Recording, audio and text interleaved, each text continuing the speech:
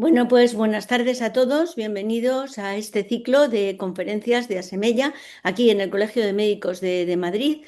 Bueno, me cabe el honor de cerrar yo este curso de conferencias pues hablando de una enfermedad ocular. Ya sabéis que yo soy oftalmóloga, entonces voy a hablar de oftalmología, que es de mi especialidad, de la enfermedad ocular de un gran pintor, que fue Edgar Degas, y también de las relaciones que tiene esto con el pensamiento filosófico de nuestra gran filósofa María Zambrano.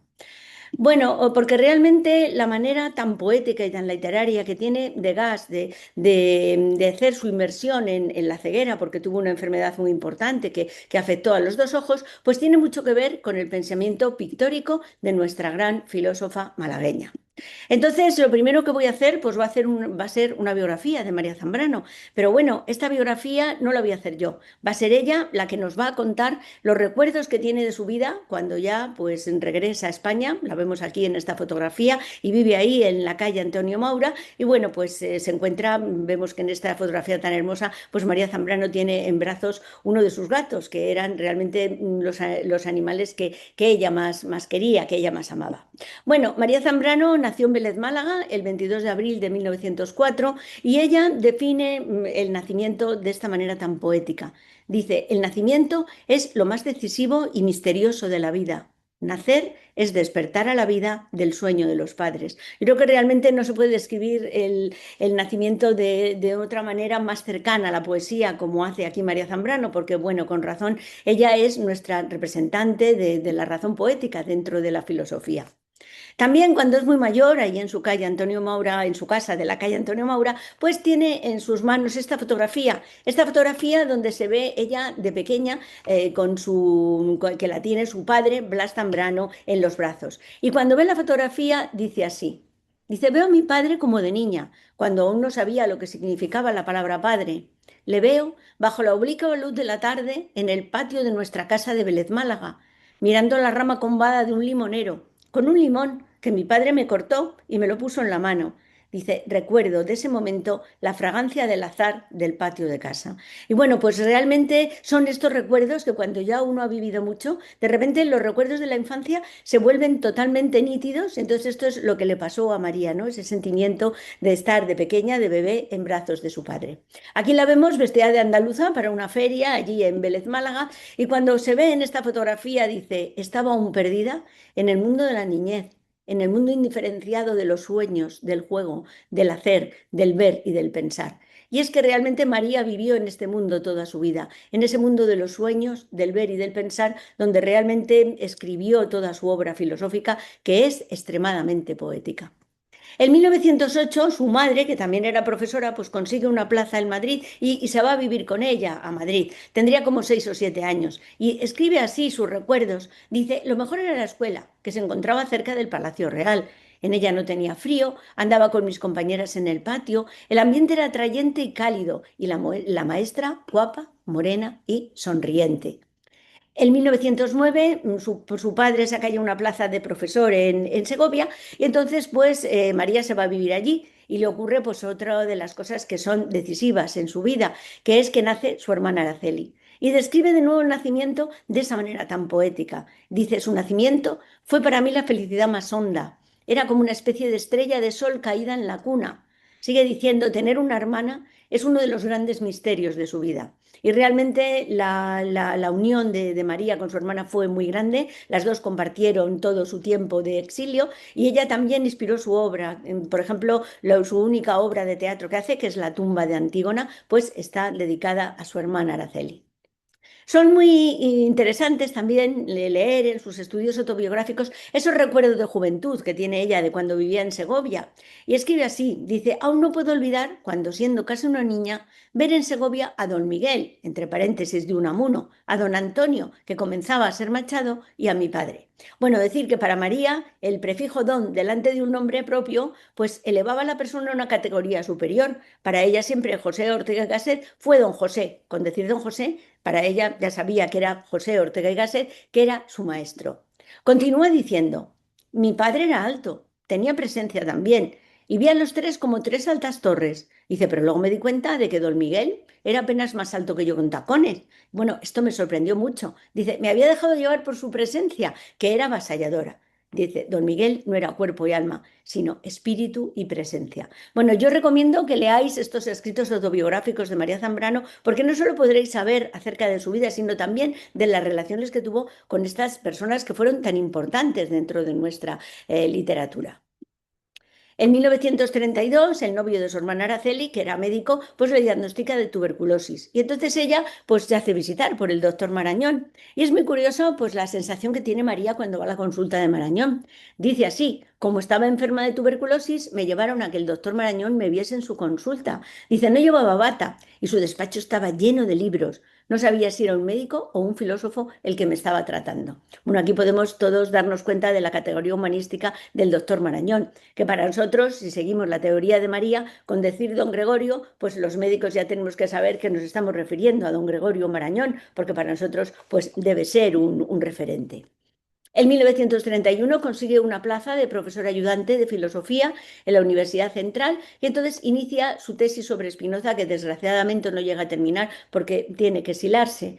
Bueno, de María escribe muchísimo sobre Ortega y a mí yo he seleccionado esto porque es lo que más me gusta.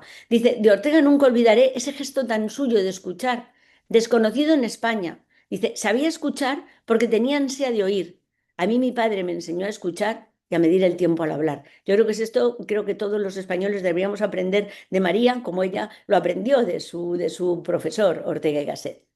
En 1932 hace un parón también por un motivo de salud y en 1933 pues regresa de nuevo y además colabora en las misiones pedagógicas. Estas expediciones que organizó Bartolomé de Cosío, que lo que hacía es que intentaba llegar la cultura a esos pueblos remotos de España que entonces estaban muy mal comunicados. Y María describe así su experiencia. Dice, íbamos en grupo de 3 o 4, provistos de lo necesario para viajar en tercera o a veces en burro, y allí nos estaban esperando en pueblos grandes o pequeños. Llevábamos una biblioteca que dejábamos luego en el pueblo y un fonógrafo con discos.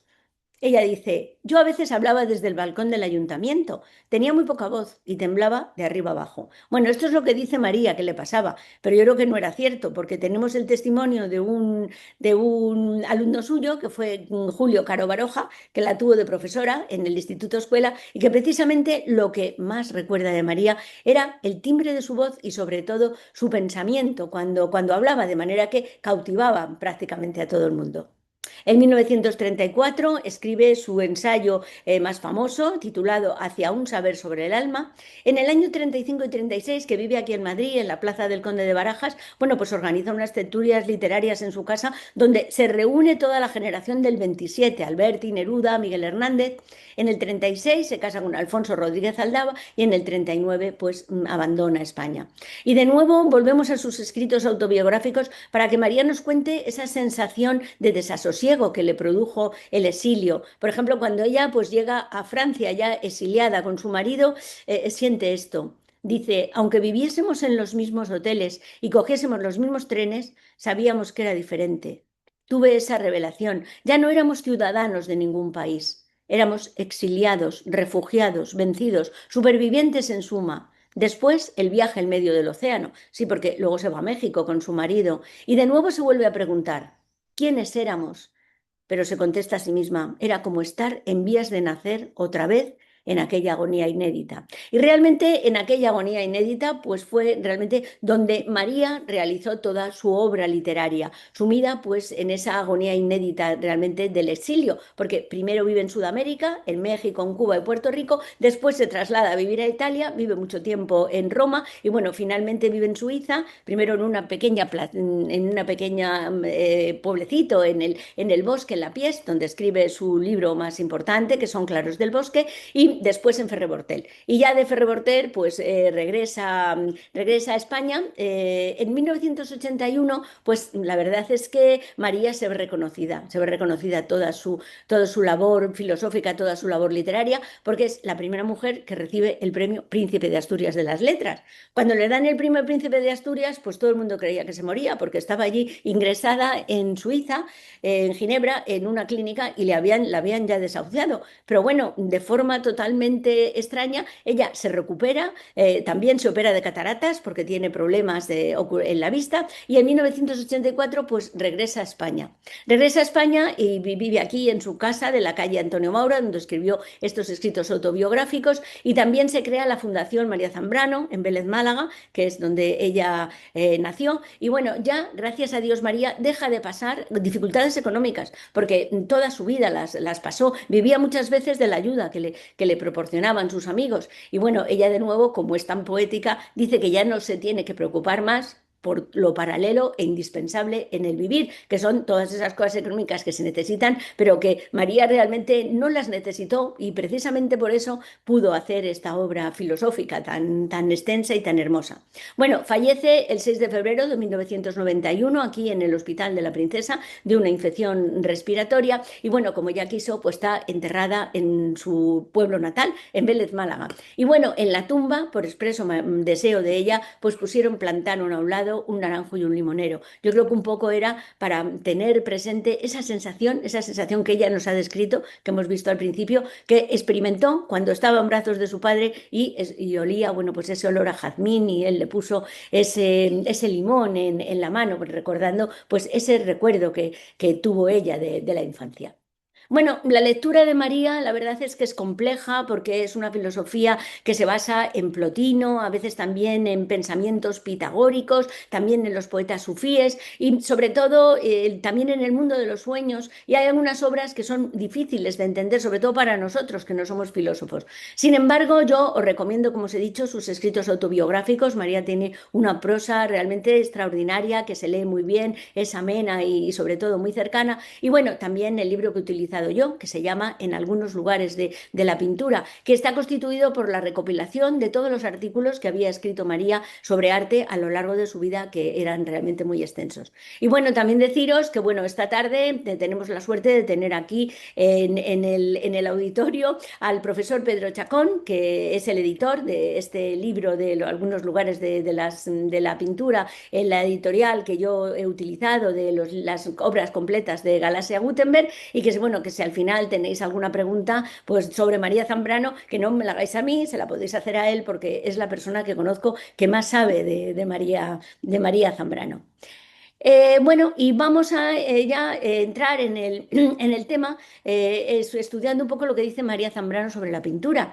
Ella dice, la pintura me ha llevado a escribir sobre ella. Continúa diciendo, le estoy agradecida porque ha sido como un espejo, en el que no solo podía ver, sino que además tenía que hablar de lo que veía para desvelar el enigma que encierra la pintura. Y bueno, yo al mirar la obra de Degas he intentado mirarme también en ella como en un espejo para desvelar ese enigma del adentramiento de Degas en la ceguera, que realmente es muy hermoso.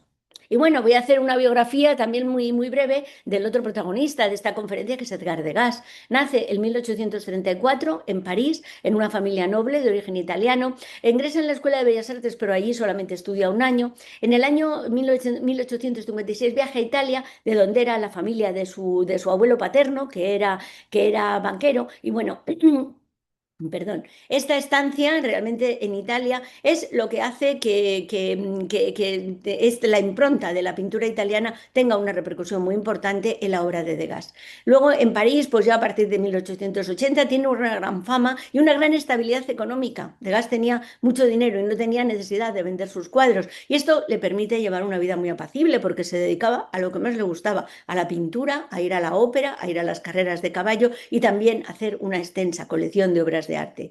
De 1890 a 1917 ya tiene grandes defectos visuales, pero continúa su obra casi totalmente ciego hasta el final de sus días.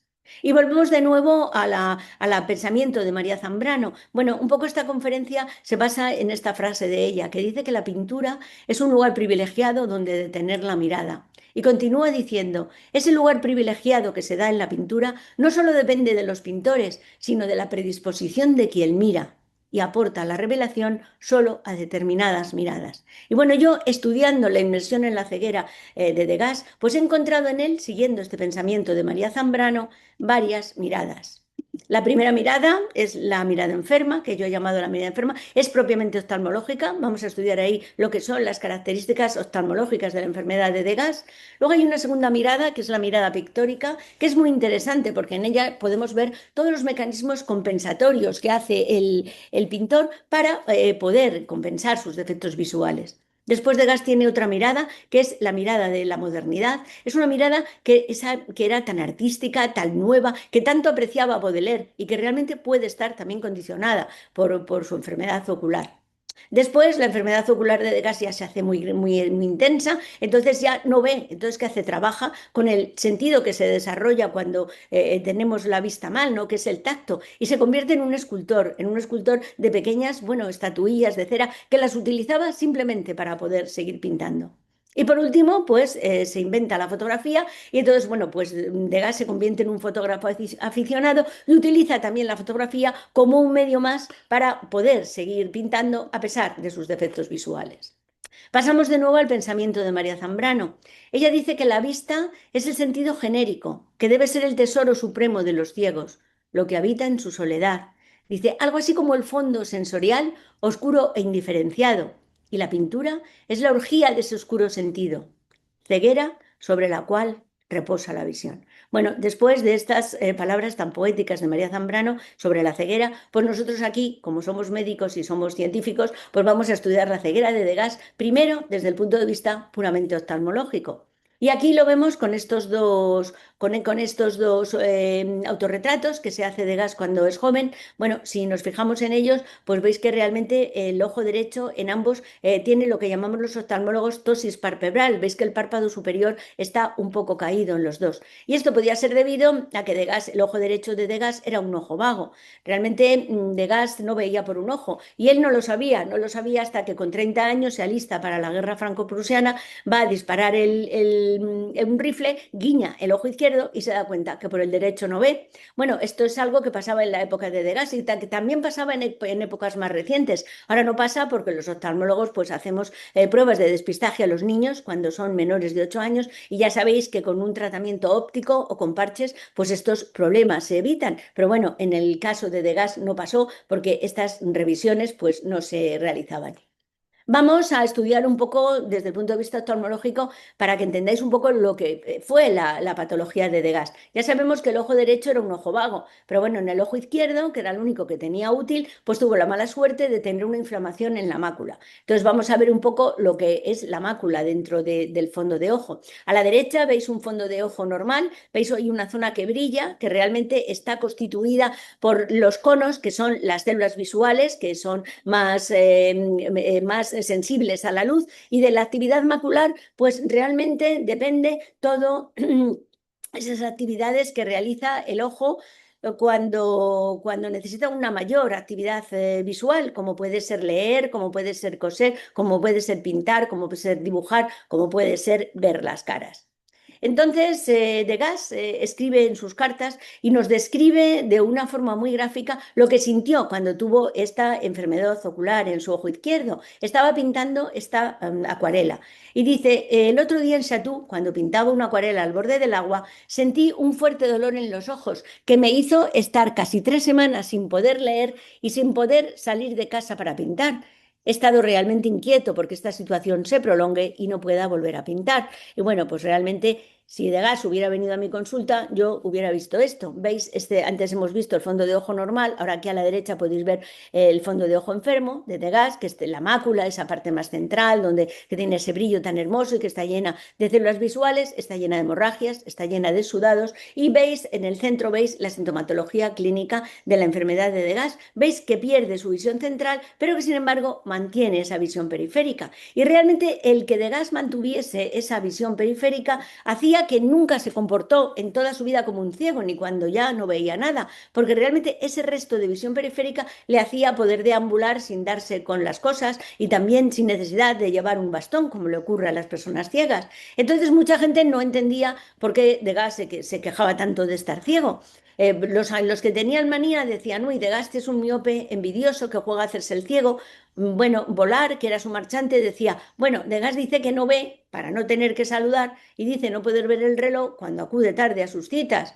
Volar de Monet también comentaba que Degas era un bromista y que está haciendo bromas de su vista, pero yo creo que realmente el que mejor entendió la ceguera de Degas fue su sobrino, que a la muerte de Degas dice, mi tío no se quedó nunca totalmente ciego, no veía con un ojo, pero con el otro vio de forma fragmentaria hasta el final de sus días. Y bueno, pues realmente aquí vemos cómo ese mantener esa visión periférica fue lo que hizo que Degas nunca se comportase como un ciego. Y bueno, pues vamos a ver ahora las posibles etiologías de la enfermedad de Degas.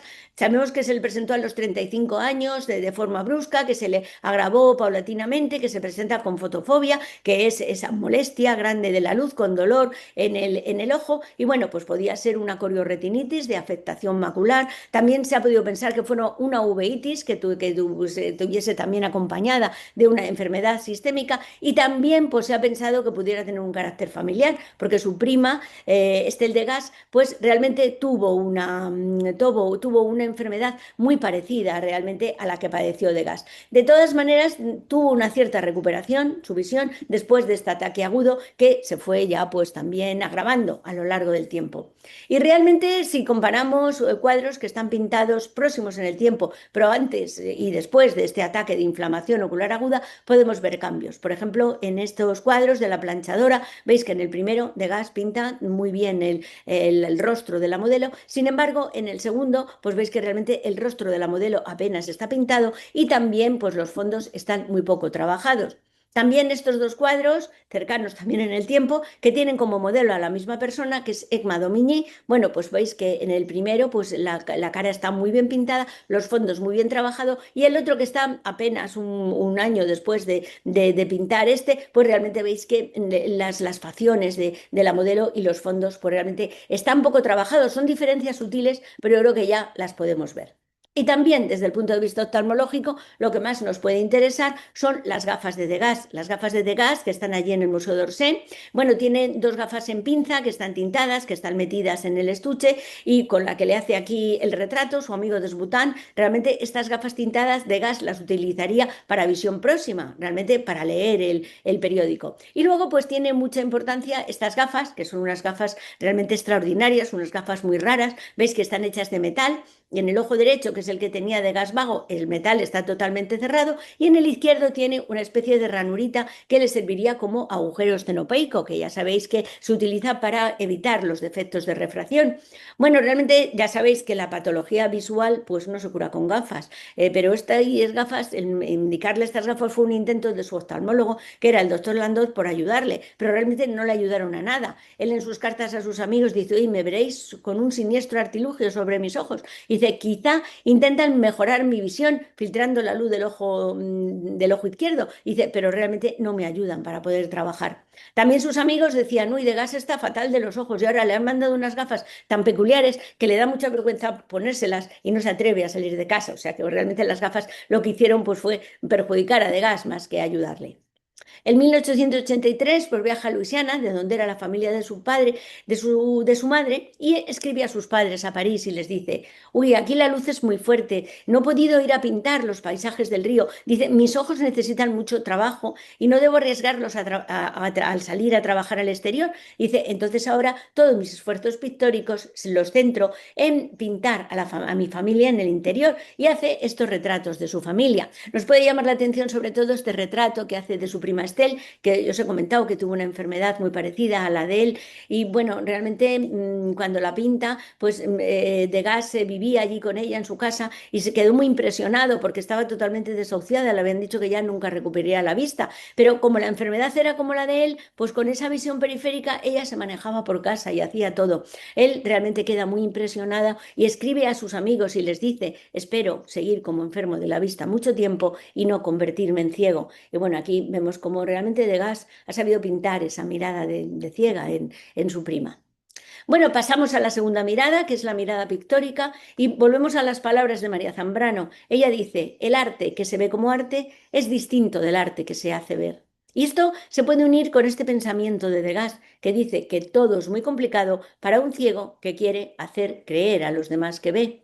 Y bueno, pues si vemos estos dos dibujos de Degas, el primero es de su amigo Edouard Manet, veis que está hecho con minas de grafito fino, pues precisamente para pintar las facciones con mucho detalle. Y a mano derecha pues tenéis este otro que hace de su sobrina, Mathilde Misson, y bueno, veis que pinta la cara, pero tiene que hacer un esbozo, porque ya le cuesta sobre todo ver las caras, que es la patología más importante de las personas que tienen degeneración macular, no poder ver los rostros. Y volvemos de nuevo al pensamiento de María Zambrano y decimos, ¿qué es el rostro para María Zambrano? Ella dice, el rostro humano es el lugar donde la naturaleza sale de su hermetismo. Forjar un rostro en el arte es consecuencia de haberlo forjado ya en la mente. Y realmente Degas seguía pintando los rostros porque realmente no utilizaba sus ojos, sino utilizaba esos recuerdos que tenía en su mente. Pero también Degas era un gran pintor y sabía las técnicas que tenía que usar para evitar pintar las caras. Entonces, bueno, como veis en este cuadro, que es del mismo motivo, estos dos cuadros, La planchadora, en el primero pinta un poco todavía la cara, pero en el segundo comienza a utilizar los contraluces y utilizar los contraluces y volver a las modelos del cuadro de espaldas es una manera para no tener que pintar las caras. Este óleo también veis que está muy bien pintado. Bueno, las dos protagonistas están de espaldas al espectador del cuadro y qué casualidad, bueno, pues que el sombrero de una tapa la cara de la otra. Aquí también los dos jinetes están de espaldas al espectador. Y bueno, pues conocer la enfermedad de Degas pues nos puede llevar también a saber de esas historias que se esconden detrás de los cuadros. Este cuadro lo pintó Degas del matrimonio Manet, porque eran muy amigos y Degas muchas veces iba a cenar a casa de los Manet. Después de la cena, Suzanne, que era la mujer de Manet, era una gran pianista y tocaba el piano. Un día Degas pues se llevó allí sus útiles de pintura y les retrató, les hizo este cuadro. Bueno, la verdad es que Suzanne, la mujer de Manet, cuando vio cómo le había pintado la cara de Gas, no le gustó nada. Entonces su marido, Edward, cogió los pinceles y se puso a retocar la cara y las manos de Suzanne. Degas volvió a cenar a casa de los Manet y cuando vio que habían retocado su cuadro, bueno, pues se enfadó mucho, tenía muy mal pronto, cogió el cuadro, se lo llevó a su casa y bueno, le pintó, le pegó ese fragmento de tela en blanco precisamente para volver él otra vez a pintar el rostro y las manos de Susan, pero realmente ya no pudo, porque además se sabe que Degas tuvo este cuadro en su comedor toda la vida. Yo creo que estaba pensando en retocarlo, pero realmente él mismo se dio cuenta que ya sus ojos no tenían capacidad para poder hacerlo. Cuando Degas sigue haciendo su obra, dice así, dice, ningún arte es tan poco espontáneo como el mío. No me abren de espontaneidad ni de inspiración, ni tampoco de temperamento. Yo hago las cosas una y mil veces, las repito y las repito. Dice, nada en el arte debe dar sensación de accidental, ni siquiera el movimiento. Bueno, yo creo que detrás de estas palabras pues está el esfuerzo de una persona que tiene grandes defectos visuales, pero que sigue trabajando en su obra, siempre de una manera o de otra. Y esto puede estar muy unido a este pensamiento que hemos visto que hace sobre el arte María Zambrano. Ella dice, el arte que se ve como arte es distinto del arte que se hace ver. El dibujo es muy importante para un pintor y podemos pensar, ¿qué es el dibujo para María Zambrano? Ella dice, el dibujo es la más rara de las artes porque está hecho con lo más cercano a la nada. Es esa sombra adelgazada hasta lo último, que corta y define el espacio sin división. Dice también, el misterio del dibujo es el de la línea, que además de hacer luz, también se va haciendo sombra. Creo que esto es muy importante porque Degas pasó de la luz a la sombra a través de su amor al dibujo. Y yo creo que esto fue lo que hizo de su obra algo excepcional. Denis Rouat es un autor que ha hecho unos trabajos muy interesantes sobre cómo va cambiando la forma de dibujar de Degas según va avanzando su enfermedad ocular. Y él dice, Degas en su juventud utilizaba ordinariamente el lápiz con mina de plomo fina que parece ir abandonando poco a poco cuando va perdiendo su vista. Dice, ya que estas líneas se vuelven demasiado pálidas como para poder verlas y comienza a utilizar hasta el final de sus días lápices de minas de grafito grueso donde el trazo se distingue muy bien sobre el papel. Y bueno, pues aquí podemos ver esto, ¿no? Aquí a la izquierda podéis ver este dibujo que hace Degas de su hermano René cuando tiene apenas 20 años. Veis que utiliza esas minas de grafito fino precisamente para pintar los rasgos de su hermano con todo detalle. Y el otro está pintado cuando Degas tiene 60 años y grandes problemas visuales y veis que ha cambiado las minas de grafito fino por el carboncillo. Veis como Degas va metiéndose en las sombras a través de la línea del dibujo, un poco como nos dice María Zambrano. Y bueno, de las palabras poéticas de María Zambrano, que dice que en el dibujo la luz se va haciendo sombra, pues podemos llevarlas también a la ciencia y llevarlas a la oftalmología. Entonces, bueno, el doctor Lantoni, que fue un oftalmólogo francés que hizo unos trabajos maravillosos sobre oftalmología y arte, pues ha intentado llevar estos dibujos de Degas, que pinta a diferentes edades, que pinta a 25 años y a los 60 años, a nuestras pruebas de sensibilidad al contraste que nosotros utilizamos con nuestros enfermos. Entonces, el primer dibujo, que está pintado con 25 años, tiene una frecuencia espacial de 12 ciclos por grado. Y veis que esta frecuencia espacial cae a 2,5 ciclos por grado cuando Degas ya no ve y tiene 60 años y empieza a utilizar el carboncillo. Veis como aquí, desde el punto de vista médico, desde el punto de vista puramente científico, se comprueba, ¿no?, ese pensamiento filosófico poético tan hermoso de María Zambrano, de que en el dibujo la luz se va haciendo sombra. Pero también en la pintura es muy importante el color y también para María Zambrano habla sobre lo que es el color para ella. Ella dice, el color, en general y en la esencia, es la bandera del hombre, es la señal de que el hombre está allí, es su emblema. Y continúa diciendo, la pintura, por lo tanto, es la impronta del hombre. El color es bandera de lo humano. Y podemos pensar ahora, ¿qué era el color para Degas? Bueno, pues para saber cómo era el color, la importancia del color para Degas, pues podemos estudiar su paleta. Aquí vemos la paleta de Degas que utiliza para pintar este óleo tan hermoso que lo hace cuando todavía veía un poco. Y bueno, realmente él mismo, bueno, podemos estudiar la gama cromática de esta paleta. Veis que los colores que utiliza Degas son esos marrones, esos rosas, esos verdes, realmente esos colores cálidos, esos colores que son los que percibe el ojo cuando se trabaja al interior, porque precisamente toda la obra de Degas, por la gran fotofobia que tenía, está producida en el interior y que va al contrario de los pintores de plein air, ¿no?, de los pintores impresionistas que siempre trabajaban al interior. Pero realmente para un pintor con defectos visuales es difícil pintar al óleo, porque para pintar al óleo es necesario hacer el color en la paleta. Y el mismo Degas nos dice, mis enfermedades me han impedido seguir trabajando al óleo y ahora me he relegado al pastel. Y bueno, pues realmente sí, realmente Degas cambia el óleo por el pastel. Utilizaba unos pasteles, primero que eran de gran calidad y que luego lo que hacía él es que les sometía a unos tratamientos especiales para que todavía tuvieran una textura más vívida sobre el papel. Y bueno, pues realmente aquí vemos uno de sus últimos pasteles. Veis que realmente esto está pintado cuando tiene grandes defectos visuales. Veis que el trazo de las líneas pues no está muy bien definido. Pero sin embargo, yo creo que la pintura de Degas tiene algo de mágico, algo que hace que a las personas que lo ven tengan sentimientos literarios, sentimientos un poco filosóficos. Y bueno, su amigo Renoir, el pintor Renoir, cuando veía estos pasteles de Degas, que los pintaba ya cuando casi no tenía vista, se quedaba impresionado y decía, bueno, los pasteles de Degas no están pintados por una mano humana, están pintados por alas de mariposa. Realmente parecen eso, ¿no? Alas de mariposa. Yo creo que también Degas pues hacía que sus propios compañeros pues tuviesen esos pensamientos literarios, esos pensamientos filosóficos que también quizá me hayan acercado a mí, ¿no?, al ver la obra de Degas, a la filosofía de María Zambrano.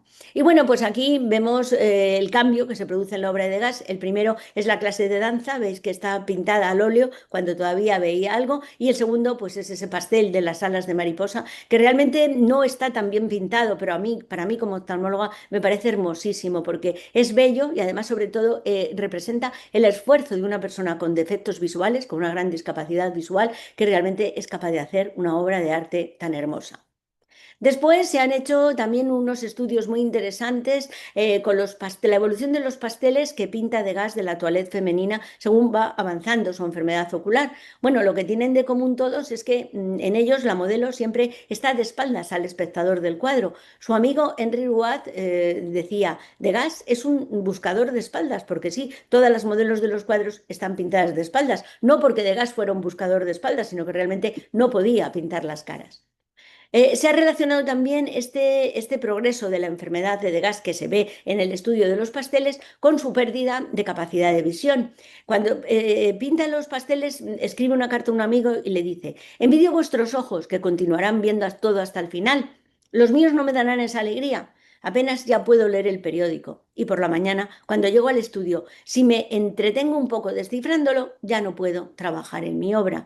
Y bueno, veis aquí a la izquierda el primero que pinta cuando podía leer, el segundo cuando ya solo podía leer los titulares de los periódicos. Este cuadro está allí en el Museo del Metropolitan de Nueva York y bueno, te hay una nota de Degas que dice cómo lo pintó. Dice que lo pintó con un sistema de calcos. Él mismo decía, me calco y me recalco. Vemos realmente el esfuerzo de Degas para poder seguir trabajando pese a sus limitaciones visuales. Este lo pinta cuando solo leía los titulares de los periódicos y bueno, este último lo pinta cuando ya no podía leer nada. Ves realmente cómo este cuadro es muy diferente, ¿no? De esos dibujos que tienen tanta precisión y tanta sensibilidad de Degas, porque realmente aquí ya no veía nada. Y bueno, pues tenemos también el testimonio de la propia modelo que posó para este cuadro, que es Alice Michel. Ella, a la muerte de Degas, escribió un libro y cuenta sus sensaciones. Dice que cuando estaba posando de espaldas a él para este pastel, pues que antes de empezar a pintar, pues Degas le enseñaba las ceras pastel y le decía, a ver, Alice, ¿de qué color es esta cera pastel?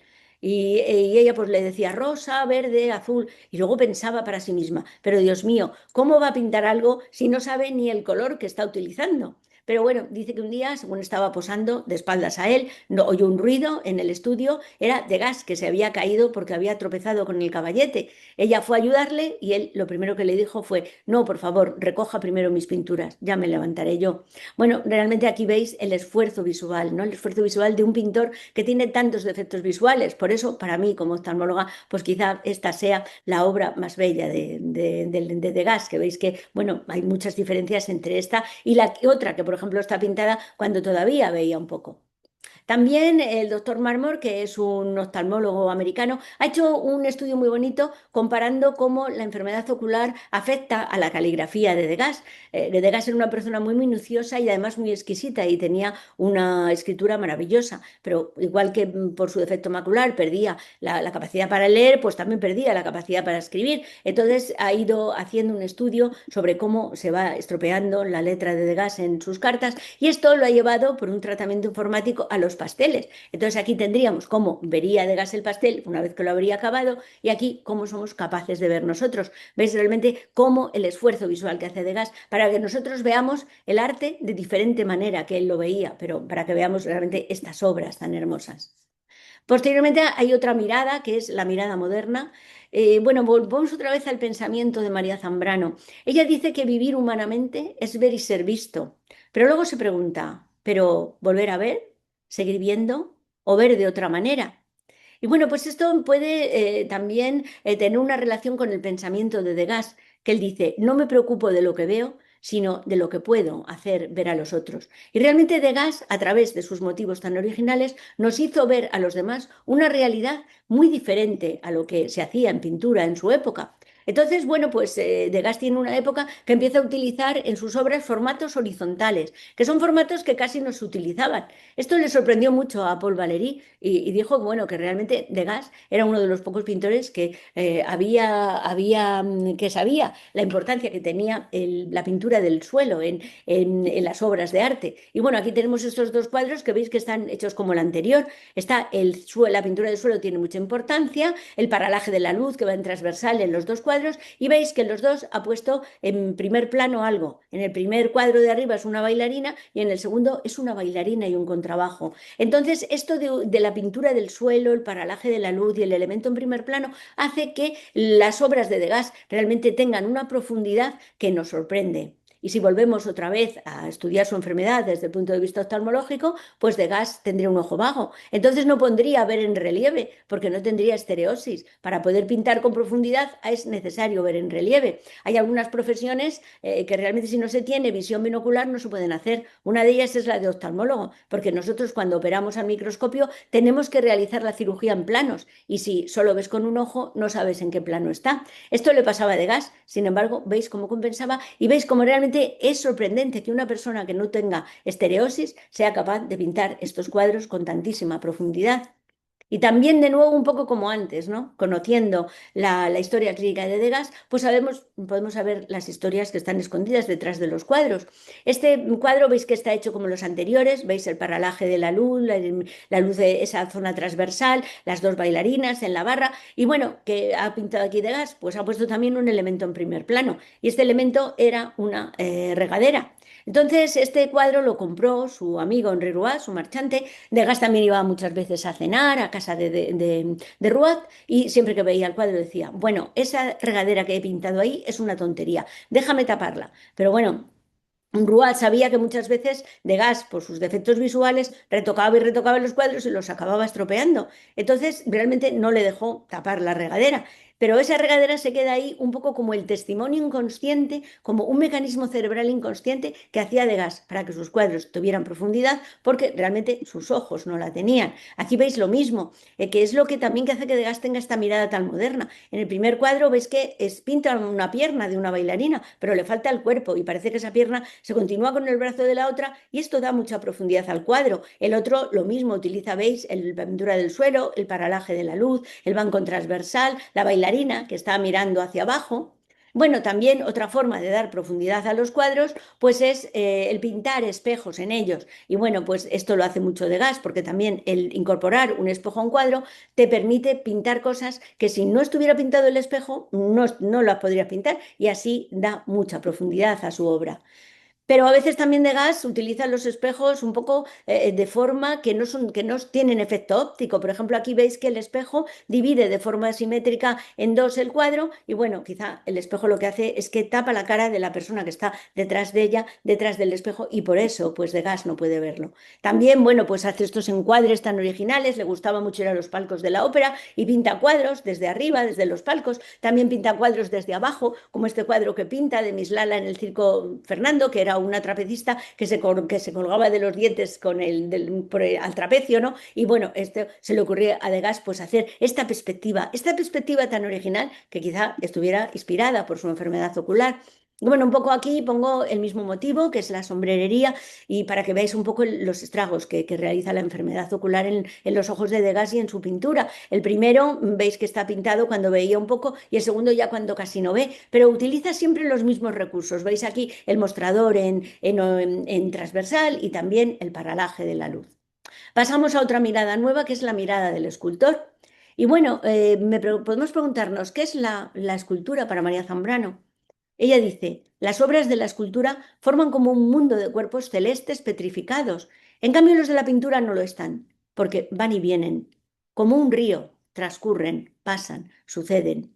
Y un poco esto es lo que quiere hacer Degas. Degas quiere dar movimiento a esa pintura. Quiere que, como dice María Zambrano, su pintura transcurra y fluya como un río. Entonces, cuando ya no ve, con sus ojos no puede hacerlo. Entonces, ¿cómo lo hace? Pues con las manos. Y comienza a modelar estatuillas de sus motivos que más le gustaban, que eran los motivos de los jinetes y los motivos de las bailarinas. Pero estas estatuillas las hacía Degas con cera y lo que hacía es que ponía un esqueleto pues, con restos de maderas viejas o de restos de pinceles que tenía en su estudio y él poco a poco iba aplicando sobre estos pinceles capas sucesivas de pintura. De manera que al final hacía unas figurillas de cera que no las quería para nada, solo para después tocarlas con sus manos y después poder pintarlas con sus pasteles. Aquí hace lo mismo, veis que de la bailarina en la pequeña escultura, pues pasa a la pintura. Él dice solo, si modelo es para dotar a mis pinturas de mayor comprensión, para hacer, como decía María Zambrano, que su pintura vaya y venga, ¿no? Que sus obras fluyan como en un río.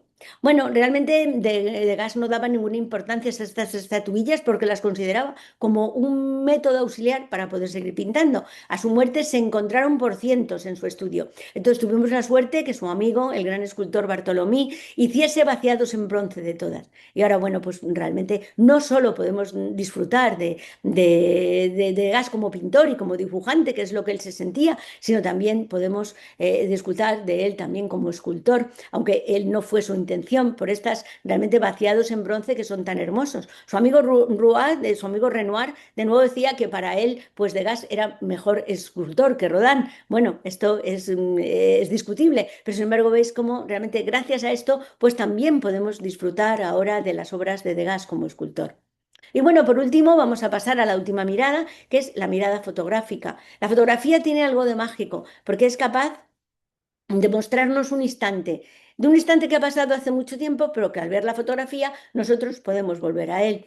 Y esto también tiene relación con lo que dice María con la pintura. María, de forma muy poética, dice que la pintura es como un instante vivo entre dos sueños. Entonces nosotros viendo fotografías vamos a ver a instantes de la vida de Degas.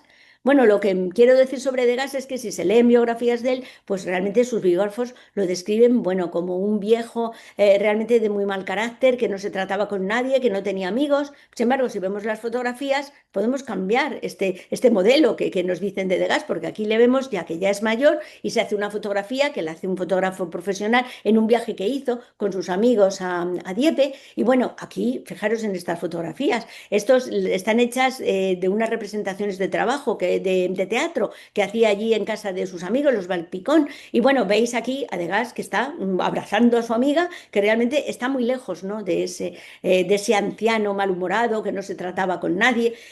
Tenía un carácter un poco especial, pero realmente no era así.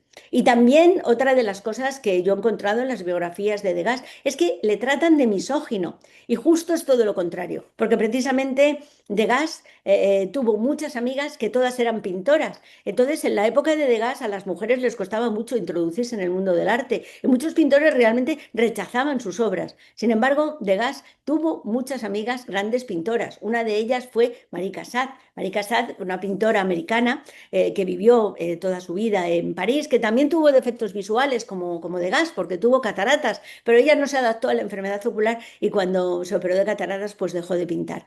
Aquí vemos a Degas que le hace un retrato de su amiga, porque Degas iba muchas veces con Marie Cassatt a pintar a las galerías del Louvre, y aquí la vemos que, bueno, ¿qué nos puede llamar la atención? Que la ha sacado de espaldas. Yo creo que a lo mejor tenía miedo de que se fuera a enfadar, se le pintaba la cara, porque casi no veía, ¿no? Que como le pasó con Susan, con la mujer de su amigo Manet. Y bueno, pues realmente pinta esta pintura tan deliciosa que está ella allí en la galería del Louvre, pues pintando con él. Y bueno, pongo este cuadro que es de Marie Cassatt, pero es que tiene mucha historia. Este cuadro está pintado entre los dos. Entonces, Degas, ¿qué es lo que pinta? Pues lo que mejor se le daba, el suelo del cuadro está pintado por Degas, la pared de detrás del fondo también está pintado con Degas. ¿Veis qué es lo que le da mayor perspectiva? Y bueno, el perrito, los sofás y la niña está pintado por Marie Cassatt. ¿Veis que realmente había una gran conexión y una gran comprensión entre estos dos pintores que eran pues realmente muy amigos, ¿no? También otra de las amigas de Edgar Degas fue Berthe Morisot. Berthe Morisot fue la primera mujer que expuso en el Salón de los Rechazados, en el Salón de los Impresionistas, en el taller de Nadar. Y bueno, realmente nadie quería que Berthe Morisot expusiese con ellos, porque era una mujer. Y precisamente fue Degas el que insistió para que expusiera con ellos. Y bueno, podemos ver este cuadro tan maravilloso de Berthe Morisot con esos blancos evanescentes que también sabe utilizar y que también está muy próximo a la obra de Degas. Berthe Morisot murió muy joven de una pulmonía y bueno, pues su hija quedó huérfana y bueno, Degas siempre tuvo amistad con ella y siempre se ocupó de Jules Manet. Aquí vemos a Degas, que veis que está con una fotografía, está reflejado con su cámara Instant en el espejo del fondo de la fotografía y bueno, en el centro pues vemos a Jules Manet, que era la hija de Berthe Morisot, con sus primas y bueno, realmente luego después ella se casó con un Rouart, que era muy amigo de Degas y Degas siempre se ocupó de ella pues hasta que se casó y siempre tuvo mucha amistad por el gran cariño que tenía a su amiga, la pintora Berthe Morisot. Y bueno, por último, Susan Balandón. Susan Balandón era una trapecista que no había estudiado dibujo y que le servía a Degas para modelo de la toilette. Bueno, allí en el taller de Degas, pues cogió una de las ceras de Degas y se puso a dibujar. Degas lo vio y bueno, fue el primero en decirle que dejara de posar y que se pusiera a pintar. Entonces, bueno, después ella fue una gran pintora, tiene una gran obra y bueno, pues también le dedica una especie de homenaje, ¿no? Este es un cuadro de Susan Balandón, un poco que es un recuerdo a cuando posaba para Degas, y fue precisamente él quien le dijo que dejase de posar y se dedicase al arte. Esto, la verdad es que es algo muy que debe de ponerse mucho en valor, ¿no? En relación con la vida de Degas, porque fue realmente un pintor que a las mujeres las trataba como tales, ¿no? No veía que fuesen mujeres o hombres, era un compañero pintor y si le gustaba su obra, siempre las animaba para exponer y las animaba para entrar en el mundo del arte, ¿no? Un poco lo contrario a las ideas que se tienen de Degas. Quizá a Degas no le gustaban pues, los sombreros, los perifollos o los perfumes de las mujeres, pero era precisamente porque las trataba como iguales y esto es un pensamiento muy moderno para su época.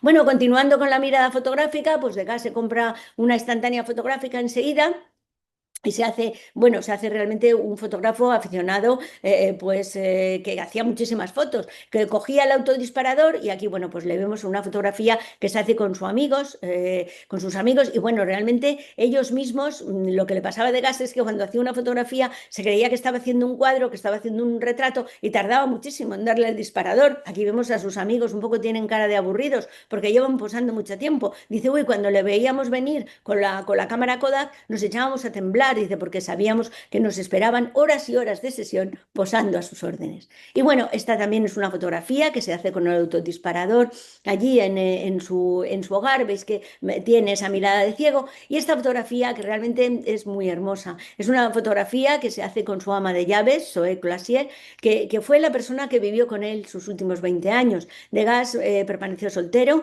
y bueno, pues fue precisamente Zoé la que daba un poco de calidez a su vida. La última parte de la vida de Degas pues fue un poco dura porque le expropiaron, vivía en una casa en el centro, 4 pisos, todo para él, se la expropiaron, se tuvo que ir a vivir a la periferia y bueno, una casa nueva donde no le cabían su colación de artes, donde él cada vez veía peor y bueno, pues un poco Zoé le daba esa especie de cercanía distante que muchas veces existe entre las personas y que da lugar pues a un cariño muy especial, por eso aquí Degas la hace un homenaje retratándose con ella. También las fotos nos dicen esos instantes mágicos, ¿no? De la vida de Degas y aquí pues la vemos con su amiga la señora Haleby, que veis a Degas que está leyéndole el periódico cuando estaba pintando los cuadros estos de la toilette, pues realmente él no veía y todos los días la señora Haleby iba a leerle el periódico. Y bueno, también la fotografía es algo que ayudó mucho a los pintores porque antes de que existiera solo podían hacerse un autorretrato mirándose al espejo, pero después cuando existe la fotografía los pintores pueden mirar la fotografía y luego retratarse, como por ejemplo hace Degas en este autorretrato. También Degas fotografiaba los motivos que luego pintaba. Creo que es más fácil para una persona con defectos visuales hacer una fotografía, acercarse a los ojos y pintarla, que no pintar directamente de la modelo. Y así de esta fotografía que hace Degas en gelatina de plata, que se llama Después del baño, pues después pasa pues a este pastel, ¿no? Que yo creo que le ayudaría mucho para también seguir pintando la fotografía. Aquí también pasa lo mismo, ¿veis? En este que una otra fotografía en gelatina de plata, bailarinas ajustándose el vestido, que puede corresponderse también con este pastel de Degas. Degas utilizaba todo, a veces hacía una fotografía, de la fotografía pasaba a la escultura, pero lo más importante era el que su pintura transcurriera, en darle ese movimiento, ese transcurrir de la pintura que Degas logra, a pesar de su enfermedad ocular, un poco pues siguiendo también el pensamiento de María Zambrano. Y bueno, pongo esta fotografía porque tiene mucha historia. Aquí vemos que Degas otra vez se refleja en el espejo con su cámara Instant. Aquí sentado tenemos a Renoir y tenemos a Mallarmé, sus amigos, y esta fotografía está hecha en casa de su amiga, Berthe Morisot, que allí se reunían las tertulias todos los jueves. Y bueno, pues si vais a ver la localización del espejo y el encuadre de la fotografía, es igual que este cuadro tan famoso de Degas de los bebedores de absenta. Pues es que Degas realmente utilizó la instantánea fotográfica antes de que ésta existiera. Esta es la última fotografía de Degas, veis que tiene una visera para protegerse de la luz y bueno, este es su último autorretrato. Veis que está hecho el pastel y veis que hay muchas diferencias con esos retratos que se había hecho de joven cuando todavía veía que hemos visto al principio. Esta es la última fotografía de Degas. Él decía, todo me da igual, lo dejo todo, la vejez me ha transformado y me deja indiferente. Pero a pesar de estos pensamientos, realmente que en las horas bajas Degas tenía, tuvo que cambiar de casa, no tenía sitio para poner su obra, cada vez veía menos. Bueno, pues esto es normal, pero a pesar de todo esto, pues aquí vamos a ver cómo no solo la fotografía, sino también el cine nos puede hacer volver a la vida de Degas. Y le vamos a ver unos pocos meses antes de su muerte paseando por París, por el Boulevard de Clichy, con su amiga, la señora Haleby, que es la que iba a leerle los periódicos por las tardes. Vais a ver que en la película hay una farola y vais a ver cómo Degas, como mantuvo hasta el final esa visión periférica, no se comporta como un ciego y no se choca con ella.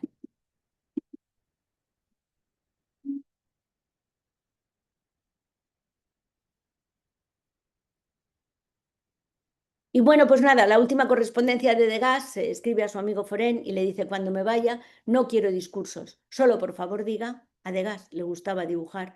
Y yo creo que ese gusto por el dibujo fue lo que hizo que Degas se adentrara en la ceguera con ese misterio que de la luz, ese misterio del dibujo, que según dice María Zambrano, es la luz que se va haciendo sombra. Entonces esa manera de adentrarse en las sombras de Degas fue tan poética que creo que es lo que me ha acercado pues al pensamiento de María Zambrano.